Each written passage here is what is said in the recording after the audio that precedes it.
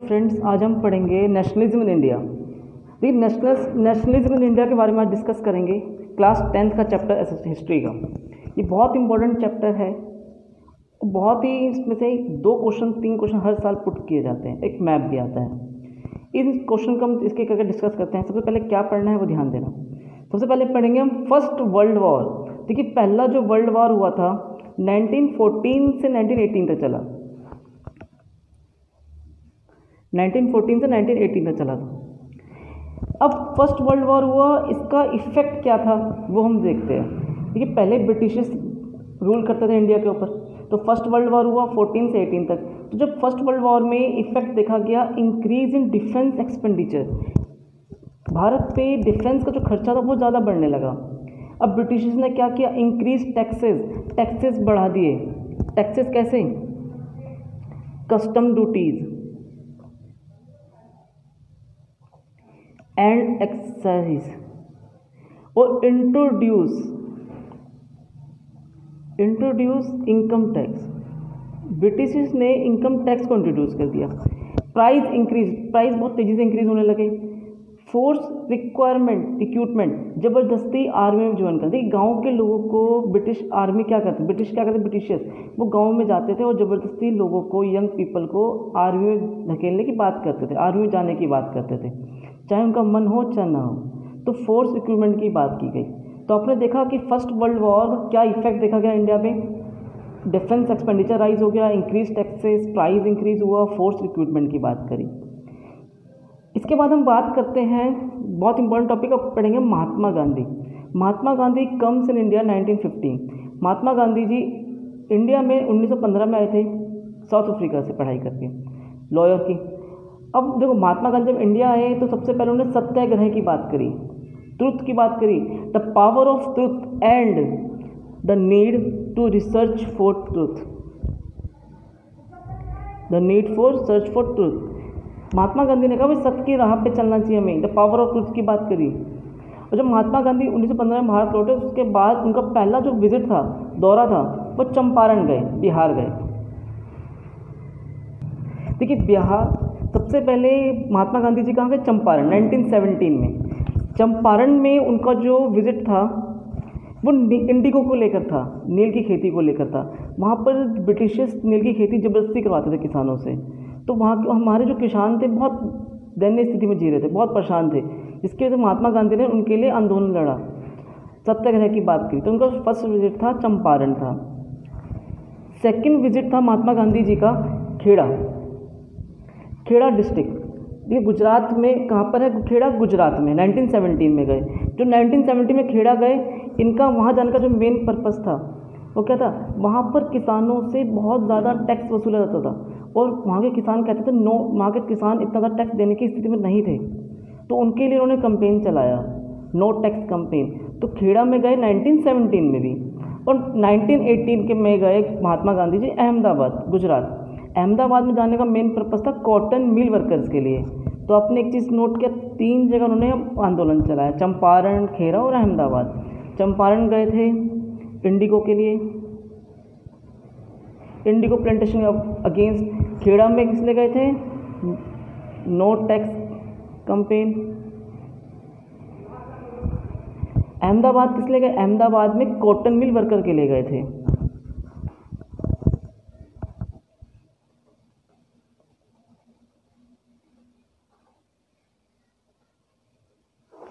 तो आपने 3 चीज़ नोट किया कि महात्मा गांधी पहले चंपारण, फिर खेड़ा, फिर अहमदाबाद जाते हैं।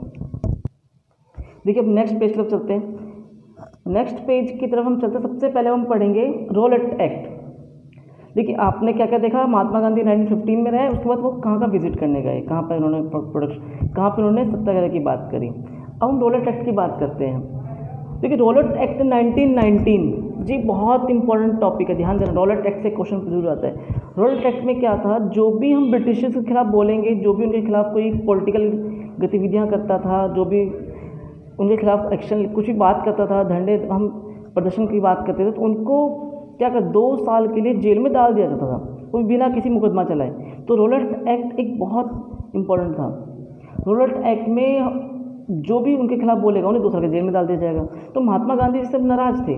महात्मा जी ने कहा तो हमारे खिलाफ है, अगर हमें 2 साल के लिए जेल में डाल दिएगा तो हम तो ब्रिटिश कुछ बोल ही नहीं पाएंगे। तो रोलेट एक्ट एक तरीके से हमारे पर बहुत तगड़ा जुर्म था। तो महात्मा गांधी से कहें तो महात्मा गांधी जी को दिल्ली में जाने से रोका भी गया इस एक्ट के बाद। अब पंजाब की बात है। पंजाब में लोग शांतिपूर्ण तरीके से बात कर रहे थे, सब कुछ ठीक चल रहा था, बैसाखी का टाइम था। वहाँ पर मार्शल लॉ लागू कर दिया। मार्शल लॉ, और मार्शल लॉ की जो कमांड थी वो जनरल डायर को दे दी गई। तो मार्शल लॉ की कमांड जनरल डायर को दे दी गई। और जनरल डायर ने क्या किया, 13 अप्रैल 1919 का दिन था। जो लोग शांतिपूर्ण तरीके से बात कर रहे थे वहाँ पर जलियांवाला बाग इंसिडेंट हुआ और उन पर गोलियाँ चलवा दी। उसमें हज़ारों लोग मारे गए, कई लोग कुएं में कूद गए। तो ये आज भी हम इस दिन को याद करते हैं, ब्लैक संडे के नाम से जाना जाता है। तो जलियांवाला बाग इंसिडेंट का हुआ 13 अप्रैल 1919 में। तो जनरल डायर, ये चीज़ ध्यान देना, जनरल डायर ने गोलियां चलवा दी थी, बैसाखी का टाइम था। और महात्मा गांधी जी ने एक बहुत फेमस बुक लिखी थी, हिंद स्वराज, 1909 में। ये डेट याद रखना, 1909 में बहुत इंपॉर्टेंट बुक लिखी थी, हिंद स्वराज। इस बुक में महात्मा गांधी ने कहा था जब तक हम अंग्रेज़ों को कॉर्पोरेट करते रहेंगे, जब तक हम अंग्रेज़ों का साथ देते रहेंगे, तब तक हम इंडिपेंडेंस हो ही नहीं पाएंगे, आज़ाद हो ही नहीं पाएंगे। अब अगर हमें इंडिपेंडेंस होना है तो हमें उनका सहयोग देना छोड़ना पड़ेगा, साथ छोड़ना पड़ेगा, तब वो हमसे देश से बाहर जा सकते हैं। तो एक तरफ जलियांवाला बाग के बारे में पढ़ा और आपने क्या देखा, उनकी फेमस बुक हिंद स्वराज, ये पेपर में एक क्वेश्चन पूछा जाता है। अब उसी टाइम एक खिलाफत कमेटी, एक खिलाफत आंदोलन भी चल रहा था, उसके बारे में बताते हैं। खिलाफत आंदोलन क्या था, ओटोमन तुर्की में जो वहाँ के राजा थे उनकी हार हो चुकी थी, पर खिलाफत कमेटी भारत में बनाई गई थी। उनके 2 भाइयों ने, मोहम्मद अली, शौकत अली, वो भी ब्रिटिश से बहुत नाराज़ थे। तो गांधी जी ने देखा कि ये बहुत अच्छा मौका है, हम हिंदुओं को और मुसलमानों को एक साथ मिलकर अंग्रेज़ों का सामना करना चाहिए। तो गांधी जी ने दोनों को एक साथ मंच पर आने की बात करी। उसके बाद गांधी जी ने सबसे इम्पॉर्टेंट कदम उठाया, नॉन कॉरपोरेशन मूवमेंट की बात करी 1920 में। तो क्या उठाया, नॉन कॉरपोरेशन मूवमेंट। देखिए, नॉन कॉरपोरेशन मूवमेंट 1920 में चलाया गया था। गांधी जी ने कहा कि हमें बायकॉट करना है, जो फॉरेन क्लॉथ्स हैं, जो विदेशी कपड़े हैं, उन्हें बायकॉट करना है। उनकी जो जॉब्स हैं उन्हें छोड़ना है। फॉरेन जो बच्चे अंग्रेज़ों के स्कूल में पढ़ते हैं, ब्रिटिश के स्कूल में पढ़ते हैं, उन्हें बच्चों से कहा उनके स्कूल जाना बंद कर दो। वकीलों से कहा उनकी वकालत छोड़ दो, सिविल सर्विसेज की जॉब छोड़ दो, उनके अवार्ड छोड़ दो। तो बायकॉट करने के लिए कहा, त्यागने के लिए कहा, foreign clothes, schools, colleges, jobs etcetera. तो गांधी जी का क्या काम था, कहना गांधी जी ने क्या कहा, हमें उनका बहिष्कार करना है, उन्हें बायकॉट करना है। तो लोगों ने गांधी जी की बात भी मानी, कई बढ़ चढ़कर लोगों ने हिस्सा लिया इस चीज़ में। अब एक बहुत इंपॉर्टेंट टॉपिक इसमें एक पढ़ते हैं, अवध, बाबा रामचंद्र। देखिए, बाबा रामचंद्र जो थे एक सन्यासी थे।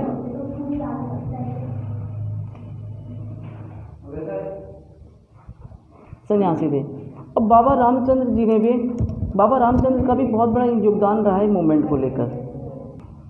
ये बाबा रामचंद्र भी एक सन्यासी थे जिनका भी बहुत बड़ा योगदान रहा है। इन्होंने नॉन कॉरपोरेशन मूवमेंट तक इनकी पहुंच थी, ये भी महात्मा गांधी जी की बातों को फॉलो करते थे।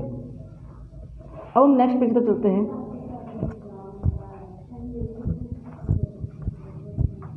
देखिए, एक इसमें क्या है, अलूरी सीताराम राजू।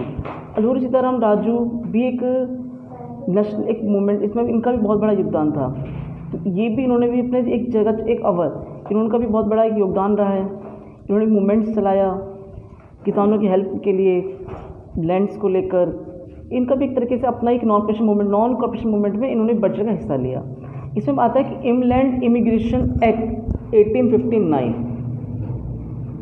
देखिए, इनलैंड इमिग्रेशन एक्ट 1859 क्या था, इसमें कहा, ब्रिटिश ने एक्ट बनाया था, उसमें क्या कहा गया था कि जो भी प्लांटेशन में वर्कर्स काम करेगा वो हमारी परमिशन के बिना अपने घर नहीं जा सकता, कहीं नहीं जा सकता है। तो जो असम में टी प्लांटेशन होता था, चाय की खेती उगाया जाती थी, तो जो भी मजदूर काम करते थे उन्हें पहले ब्रिटिश से परमिशन लेना पड़ता था अपने घर जाने के लिए, और ब्रिटिश उन्हें परमिशन देते नहीं थे।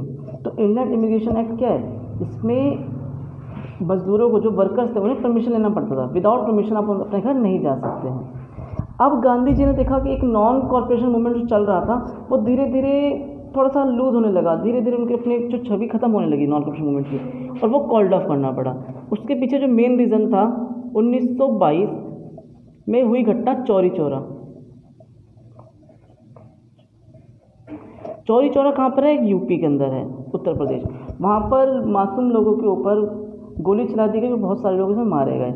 दूसरा रीज़न इसका देखिए ये था, नो प्लानिंग।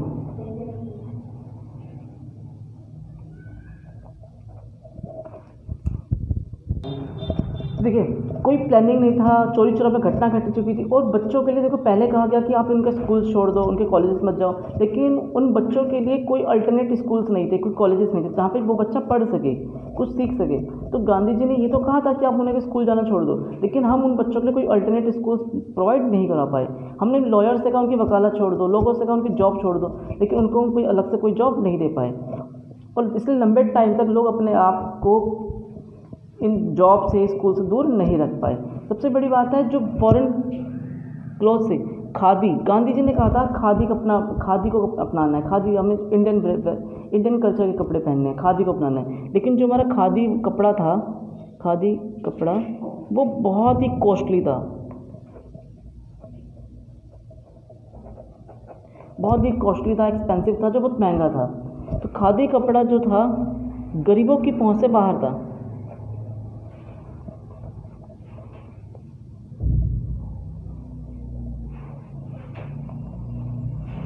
तो गरीब आदमी जो अपने आप को फॉरेन कपड़े पहनने लगा था, सस्ते आते थे, उससे दूर नहीं रख पाया, क्योंकि खादी कपड़ा बहुत ज़्यादा महंगा था। तो धीरे धीरे हमने देखा नॉन कॉर्पोरेशन मूवमेंट फेल हो गया। अब 1928 की बात करते हैं। अब 1928 में क्या था, भारत के संविधान के लिए भारत का संविधान तैयार किया जाने लगा था, तैयार हो रहा था, ब्रिटिशर्स तैयार कर रहे थे भारत का कॉन्स्टिट्यूशन के लिए। लेकिन इस जो कमेटी, उस कमेटी के कौन था main person, commander sir John Simon. Sir John Simon के पास इनका राइट था, और इस पूरी कमेटी के अंदर जो भारत का कॉन्स्टिट्यूशन तैयार होता उसमें कोई भी इंडियन नहीं था, सारे ब्रिटिशर्स थे। इसका विरोध किया कांग्रेस ने। तो इंडियन कॉन्स्टिट्यूशन की बात कर रहे थे,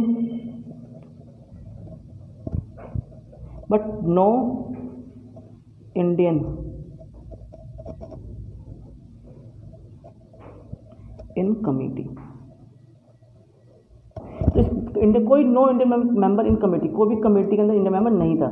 इसका विरोध किया गया। तो जैसे ही साइमन कमीशन भारत आए तो नारे लगाने लगे, गो बैक साइमन, वापस जाओ साइमन, वापस जाओ साइमन, इस तरह के नारे लगाने लगे। अब उसके बाद आते हैं हम, इतना आपने डिस्कस किया। अब देखिए एक टॉपिक जो था अब हम थोड़ा डिस्कस करते हैं। एक पार्टी है स्वराज पार्टी। स्वराज पार्टी के संस्थापक कौन थे, CR Das and Motilal Nehru. एक काउंसिल पॉलिटिक्स थी।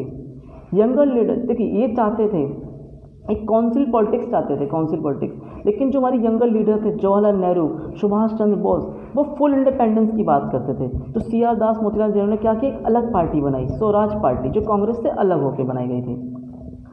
अब गांधी जी ने देखा भाई नॉन कॉर्पोरेशन मूवमेंट चल रहा था, वो फेल कर गया, रीज़न अपने आपको बताया।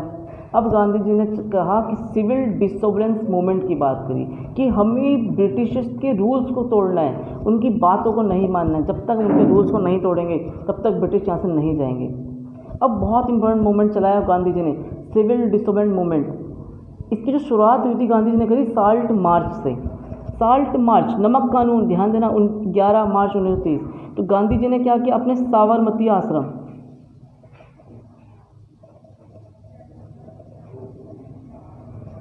साबरमती आश्रम से डांडी तक की यात्रा करी। और ये जो था 240 माइल्स तक का रास्ता था, 240 माइल्स। तो 240 माइल्स लगे थे, और गांधी जी के साथ 78 वॉलंटियर गए थे।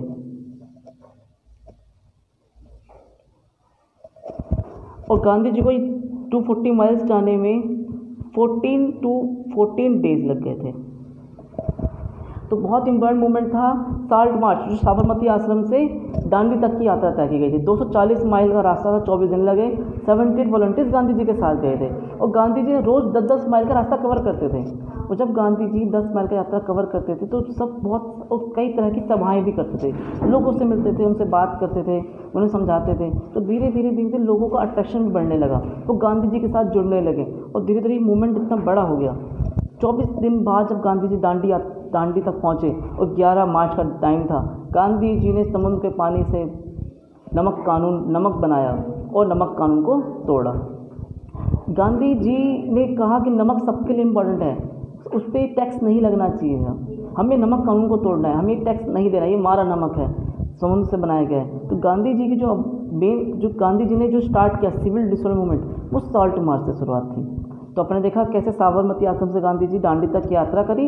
240 माइल्स का सफ़र था, जिसे 24 दिन लगे और 78 वॉलंटियर्स गांधी जी के साथ गए थे, 78 वॉलंटियर्स। इसके बाद हम पढ़ते हैं, देखिए जब गांधी जी ने कानून को तोड़ा तो हर जगह एक तरीके से खुशी का लहर था, लोग डिफरेंट सब अपने तरफ कानून तोड़ने की बात कर रहे थे, हर कोई अपना उल्लंघन कर रहा था। तो अंग्रेज़ों ने मासूम लोगों पर लाठीचार्ज करी, बहुत औरतों को पीटा, बच्चों को पीटा।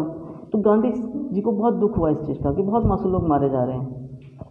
गांधी जी ने अपना क्या किया, जो सिविल मूवमेंट था अपना एक तरह से कॉल्ड ऑफ कर दिया, ख़त्म कर दिया। और गांधी जी इरविन पैक्ट हुआ, गांधी जी ने इरविन से बात करी।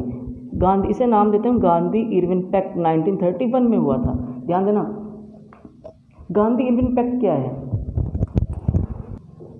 ये गांधी इरविन पैक्ट क्या है? Consented to participate in a round table conference in London. Gandhi ji को इरविन जी ने कहा कि हम राउंड टेबल कॉन्फ्रेंस के लिए आपको हम आमंत्रण करते हैं। कहाँ पे? लंदन में एक राउंड टेबल कॉन्फ्रेंस होने वाला था, जो लंदन में होने वाली थी, सेकंड राउंड टेबल कॉन्फ्रेंस। तो गांधी जी को वहाँ बुलाया गया, लेकिन गांधी जी को वहाँ गए, लेकिन गांधी जी वहाँ गए, लेकिन वहाँ कोई राउंड टेबल कॉन्फ्रेंस नहीं हुआ। और गांधी जी को निराश होकर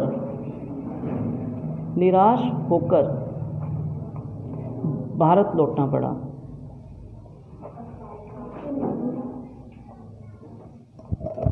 निराश हो गांधी जी को भारत लौटना पड़ा, क्योंकि गांधी वहाँ पर कोई तरह का राउंड टेबल कॉन्फ्रेंस नहीं हुआ था। और जब भारत लौटे तो उन्होंने क्या देखा? कांग्रेस को इलीगल घोषित कर दिया।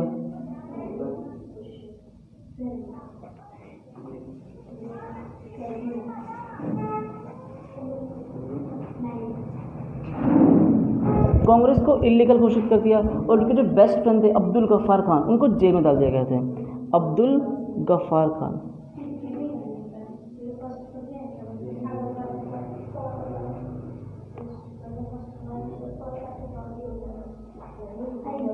को जेल में डाल दिया गया। तो गांधी जी ने क्या देखा कि भारत वहाँ पार्टिसिपेट करने के लिए गए लंदन में, लेकिन वहाँ किसी तरह का कोई राउंड टेबल कॉन्फ्रेंस नहीं हुआ। तो जब निराश होकर भारत लौटे तो कांग्रेस को इलीगल घोषित कर दिया गया था और अब्दुल गफ्फार खान, जवाहरलाल नेहरू को जेल में डाल दिया गया था। गांधी जी ने दोबारा रीलॉन्च किया सिविल डिसोबीडियंस मूवमेंट, लेकिन धीरे धीरे 1934 तक आते उन्होंने मोमेंटम भी खो दिया था। अब एक बहुत इम्पोर्टेंट बात करने वाले हैं, अनटचेबल्स, हरिजन और the children of God. Gandhi ji ने जो अनटचेबल्स थी, जो दलित समुदाय के लोग थे, उन्होंने क्या बोला? हरिजन को द चिल्ड्रन ऑफ गॉड। उन्होंने उनको भगवान के बच्चों के रूप में बताया। गांधी जी ने कहा जब तक हम समाज में इस तरह की भेदभाव करते रहेंगे तब तक हम कई सालों तक, 100 साल 200 साल तक देश आज़ाद नहीं करवा पाएंगे। हमें सबसे पहले देश के अंदर चलने वाली इस प्रथा को ख़त्म करना है, ये भेदभाव होता है उसे मिटाना है। पहले देखिए क्या होता था, हरिजन जो अनटचेबल्स थे उन्हें पार्क में जाने से मना किया जाता था, बच्चों के साथ पढ़ने से मना किया जाता था, कुएं से पानी लेने से मना किया जाता था, टेंपल में जाने से मना किया जाता था। तो गांधी जी ने क्या बोला कि इन लोगों को भी क्या देना चाहिए? हमें इन लोगों को भी देना, हमें इन्हें भी सब कुछ समानता का हक देना है, बराबर लेके आना है, साथ लेके आना है। जैसा काम हम कर सकते हैं, जैसा काम आपसा हर कोई व्यक्ति कर सकता है, सारे काम इक्वलिटी के अकॉर्डिंग। तो गांधी जी ने इस पर बहुत इंपॉर्टेंट बात करी। लेकिन एक BR अम्बेडकर, डॉक्टर भीमराव अम्बेडकर जी थे, उन्होंने डिप्रेस्ड क्लासेस एसोसिएशन बनाया था 1930 में, डिप्रेस्ड क्लासेस एसोसिएशन 1930। तो गांधी BR अम्बेडकर जी का कहना था, BR अम्बेडकर जी कहते थे कि हमें एक सेपरेट इलेक्टोरेट चाहिए, मतलब हमें सेपरेट होना है। जो हमारे दलित समुदाय के लोग हैं उन्हें हमें सेपरेट कर दीजिए, उनकी ये डिमांड थी, हमें अपना निर्वाचन क्षेत्र अलग बनाना है। लेकिन गांधी जी ने कहा अगर ऐसा हो जाता है, ऐसा होने से क्या होगा? सबसे बड़ी बात है कि ऐसा होने से गांधी जी का क्या कहना है? गांधी जी ने कहा अगर ऐसा सब हो जाता है तो हमारा देश दो भागों में बढ़ जाएगा, फिर कोई भी कंट्री आके हम पे हमला कर सकती है, आक्रमण कर सकती है। तो गांधी जी इस चीज़ के लिए खिलाफ थे, गांधी जी ने इस चीज़ के लिए सहमत नहीं थे, गांधी जी अनशन पर चले गए, गांधी जी इसके खिलाफ थे। गांधी जी का ऐसा देश को दो टुकड़ों में नहीं बंटना चाहिए। तो भीमराव अंबेडकर और गांधी जी के बीच में एक पूना पैक्ट साइन हुआ। पूना पैक्ट क्या है? पूना पैक्ट 1932 में साइन हुआ था। पूना पैक्ट में रिजर्वेशन की बात की गई।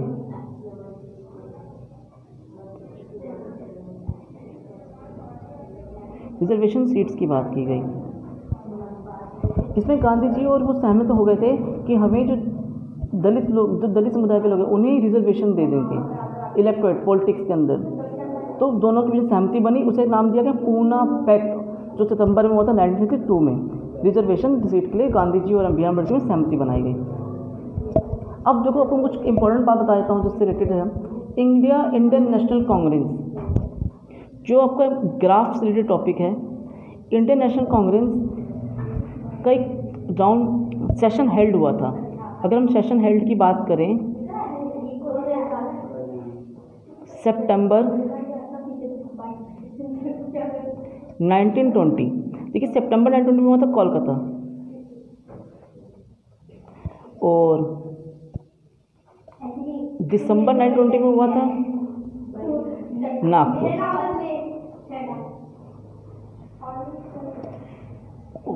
1927 में हुआ था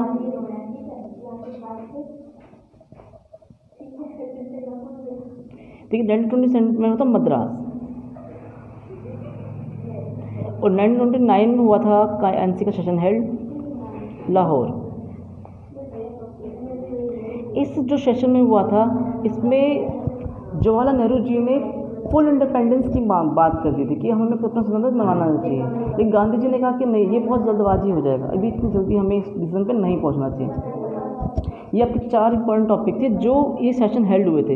ये आपका मैप में भी बहुत इंपॉर्टेंट है, जो मैप में पूछा जाता है। अब इसके अलावा 2-3 बातें आपको मैं और बता दूं। एक बारदोली आंदोलन, बारदोली सत्याग्रह, ये 1928 में हुआ था। बारदोली कहाँ पर? गुजरात। ये जिसका नेतृत्व में कौन कर रहे थे? सरदार वल्लभ भाई पटेल।